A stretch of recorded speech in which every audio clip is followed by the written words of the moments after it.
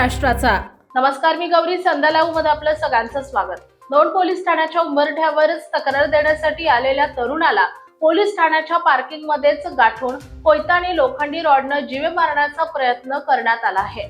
सोमवारी दिनांक 27 एप्रिल रोजी रात्री 9 वाजण्याच्या सुमारास दौंड पोलीस स्टेशनच्या समोर पार्किंग मध्ये ही घटना घडली असून या घटनेनं दौंड शहरात प्रचंड खळबळ उडाली आहे।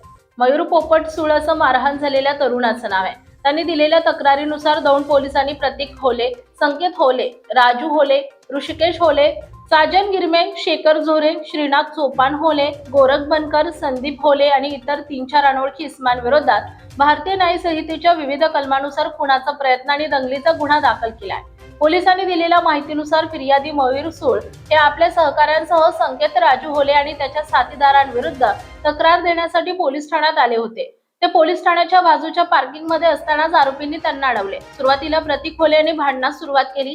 त्यानंतर आरोपी संकेत राजू होले यानं जमलेल्या जमावाला ठार मारा अशी उघड चितावणी दिली। आरोपी शेखर झोरे यानं मयूर यांना धक्का देऊन जमिनीवर पाडले। त्याचवेळी संकेत होले यानं हातातील कोयत्यानं मयूर यांच्या गळ्यावर वार केला, मात्र त्यांनी तो वार चुकवल्यानं तो त्यांच्या डोक्याला लागला। त्यानंतर साजन गिरमे यानं लोखंडी रॉडनं मयूर यांच्या कमरेवर प्रहार केला, तर इतर आरोपींनी त्यांना लाथाबुक्की आणि बेदम मारहाण केली। पोलीस ठाण्यासारख्या संवेदनशील ठिकाणी अशा प्रकारे जमावाने येऊन खुनी हल्ला केल्यानं दौंड पोलिसांच्या कार्यक्षमतेवर प्रश्नचिन्ह निर्माण झाले। हल्ल्यादरम्यान आरोपींनी फिर्यादीचे चुलते प्रदीप सूळ यांनाही शिवीगाळ करत धमकावले असल्याचं फिर्यादीत म्हटलंय।